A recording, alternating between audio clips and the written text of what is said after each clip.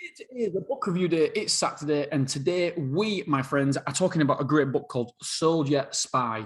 And the reason I found out about this book was not my cousin, Claire's cousin's partner is pretty high up in the police force, and he said, Dean, the only realistic book I can tell you to read that you'll understand it a little bit about is this Soldier Spy. And I read it in one day. I couldn't put it down. It was amazing. And the only thing that annoyed me about this book is this guy. He's very, very aggressive guy. He's a guy called Tom Marcus. And he always says, always underneath his breath, or when something doesn't go right, or when he's talking to some individual, he's like, fuck you. I'm the person who keeps you safe at night. I'm the person who keeps your kids safe and stopping the terrorists, the evil scumbags.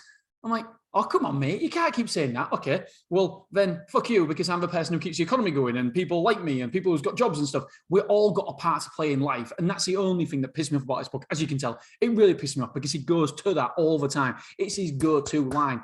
And I just think that that's narrow-mindedness, because we're all part of a cog. We're all part of this machine. We're all separate cogs. And yes, he does keep us safe. Of course, he's done an amazing job and we appreciate it.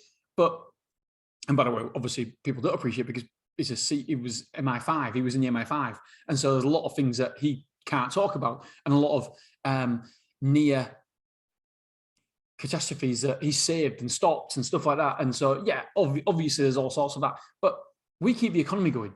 Us entrepreneurs, us business owners, we're the people who keep the economy going. We employ people, we pay people who we employ pay taxes, we pay taxes, we keep it going, and we all got a part to play in this. So that's one thing that not upset me, but just annoyed me, the fact he kept saying it all the time. But what I did do, it gave me a newfound respect for the police, for MI5, for people in them sort of roles, because they see stuff that, and firemen as well. Firemen shouldn't see what they see. They want what they go through. They shouldn't experience what they go through. And so this guy, he was talking about all the different jobs he was on and different, and how he had to go through his training and stuff. I found it so, I couldn't put the book down. It was literally non-stop. I non-stop was reading it all the time because it was just so interesting. Another way of life that,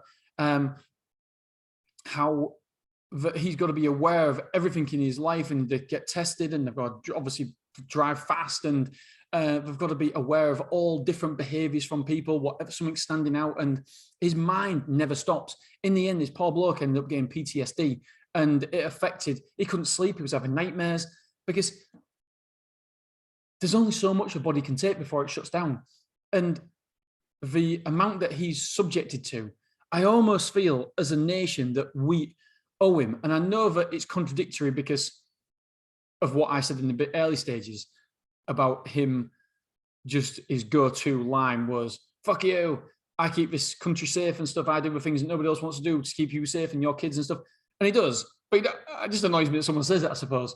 But yeah, I almost feel like we owe him because he's give up his mental state. He's give up his mentality, not mentality, but he's give up his health for us.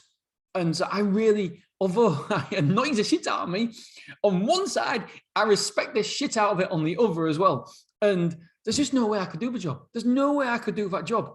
I mean, he talks about when one of his colleagues who was a biker and got run over chasing this terrorist through London and got run over by a lorry and squashed, and he could see the blood trickling out. I'm like, fuck. I mean, you should never see that. And how do you go home? And then, like he says, how do you go home? And for 1 minute, you're the MI5 guy in the field, got to be fighting, guns, whatever, and then go home and switch it all off and be a loving, caring, supportive husband and father.